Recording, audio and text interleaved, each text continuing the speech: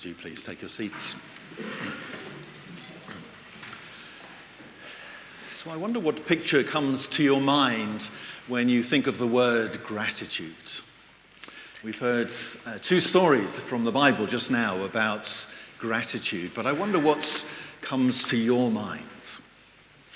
Maybe you think back to your childhood, your upbringing, and you are full of gratitude for those who cared for you, those who shaped your life in whatever way it may be. It's maybe more recent, maybe something to do with a special present that you received, or when you saw somebody else receiving a present and you saw the overflow of thankfulness that they had. Maybe recovery from an illness. There are all sorts of possible examples, are there not, for all of us, I'm sure, of gratitude.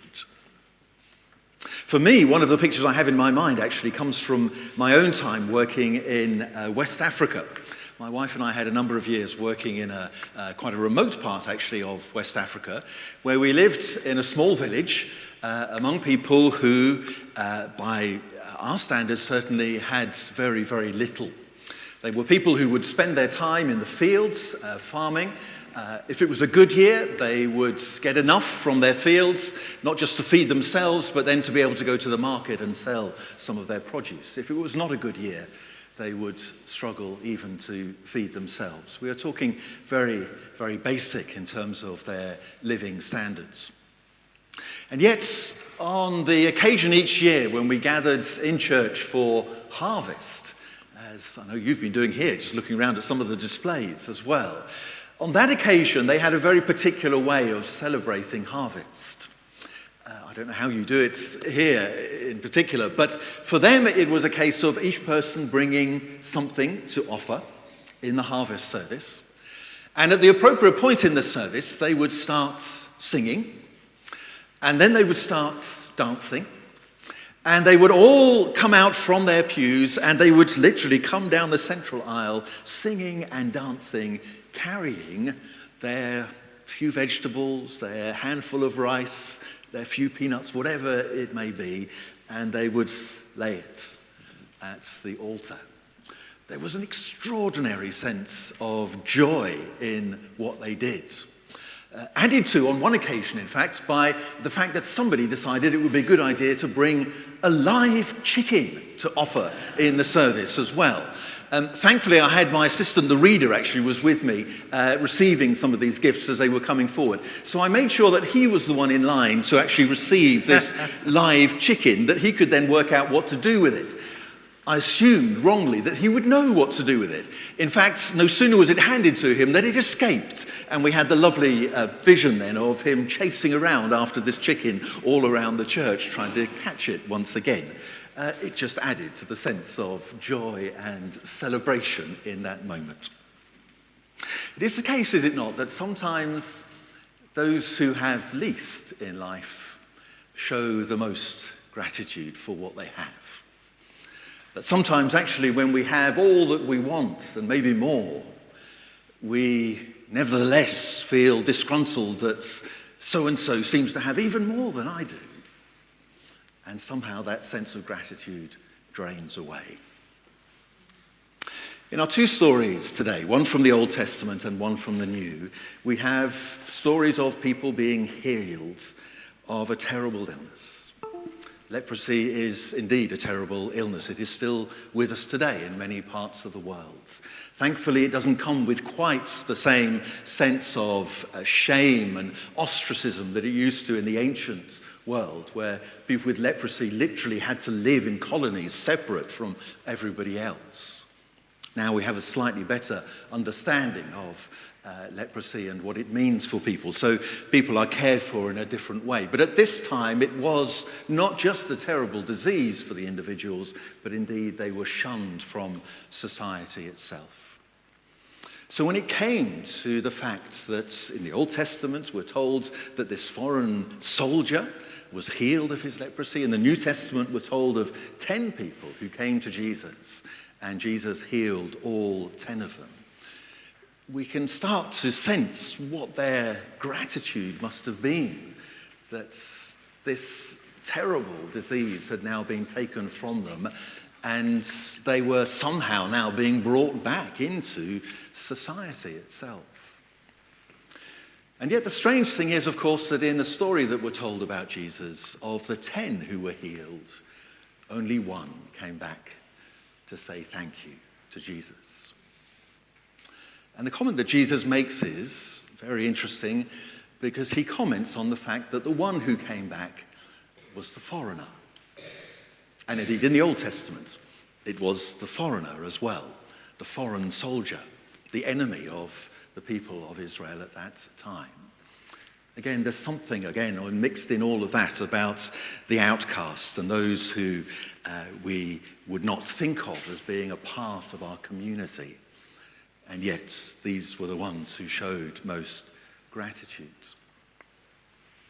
I think this is significant for us on this day as we have our candidates who've come for baptism and confirmation, beginning this Christian journey, this adventure, as I see it, of exploring what it means to be a follower of Jesus Christ. Because right at the heart of it, right at the very, very heart of what it means to be a Christian, is the fact that we come regularly to this table where we give thanks to God.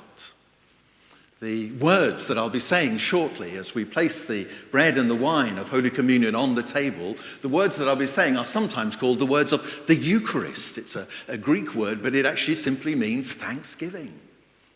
This is where we offer thanks to God, where we remember not only the basic gift of life itself, that God has given us this gift of life, but then even more, the gift of Jesus Christ, the one who came to give us new life, life in all its fullness.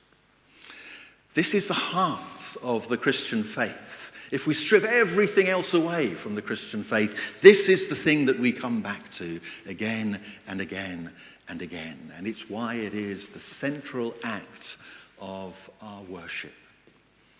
I said at the beginning that part of what baptism and confirmation is about is a response to God's call, a realization that it goes out to all of creation to be in relationship with the Creator. And yet that call comes to each one of us individually. And so in the confirmation prayer in a moment or two, I will say the name of each candidate. As I pray for them, God has called you by name. The God who flung stars into space.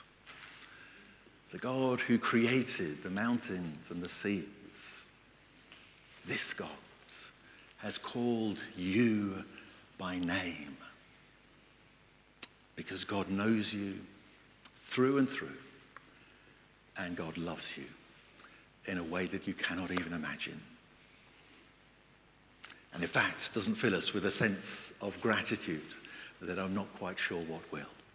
So this then is the central act of Christian worship that we come back to again and again, and I hope for all of you as baptized, as confirmed Christians, this will be the regular routine for you from now on, to come back again and again to express your gratitude to God here in this place. But then one more thing, of course, about gratitude, which is that it's not just a feeling word. We sometimes think of gratitude as that sort of feeling that wells up within us. And it is. There have actually been scientific experiments being done. Did you know that actually when you feel a sense of gratitude, it releases chemicals within your body? Not dissimilar to the sort of chemicals that people get when they inject drugs into themselves. Actually, we're talking similar sorts of feelings. Not that I'm suggesting that's a good idea at all necessarily, but it's the same sort of thing, that when we feel gratitude, there is something released within us that makes us feel good. But if that's all it does, it only makes us feel good, then it's not quite achieved its purpose. Because gratitude is also a doing word. Not just a feeling word, but a doing word. And so when we come to the end of our service, having expressed our gratitude to God, we are then sent out into the world. Go in peace to love and serve the Lord, are the words we often say. It's that sense of you've expressed your gratitude to God here now do it out there. in your homes, in your workplaces, in your places of socializing with friends, wherever it may be. That's where you live out your gratitude to others. Most often, I believe, in the very small and simple acts of service. A little while ago, I was at our Diocesan offices just down in Leicester, where you may know we have something of a sort of conference centre, and there's lots of people coming and going all the time. And I do remember one occasion as I was coming out from a meeting there, and one of the people who cleans, actually, the place for us. You have to have people who clean these places. She does it regularly. And I was coming out with a crowd of other people, and it just happened that she held the door open as this crowd of people went through the door. And as I went past, I just simply said, "Thank you." And that was it. I didn't think anything of it. It's just one of those little things, isn't it, that we do. Extraordinarily, she came to find me some time later, and she said to me very simply, she said, "You know, you're the only person who said thank you to me when I held the door open." It's extraordinary, isn't it? Such a tiny, tiny little thing we think of. And yet for her, it's actually made a difference that I'd stop to say thank you to her. It's those little acts of service that we may not think much of, but that actually make a huge difference to other people. Again, how we express our gratitude. So my prayer for our candidates for baptism and confirmation today, as we come to that moment in just a few seconds' time, is that your hearts may be filled with gratitude today for what God has done for each one of you. I've had the privilege of hearing some of their stories as to what's brought them to this moment, and I hope you'll get to hear them as well. But as you express that gratitude here in this service of baptism and confirmation, my prayer is that you will go on expressing it in the weeks, the months, the years to come, expressing it here at the altar as we receive the bread and wine, the body and blood of our Lord Jesus Christ, and as you serve him in the wider world. So I'm going to invite now the candidates to be presented. I will just get my other things ready. Thank you so much.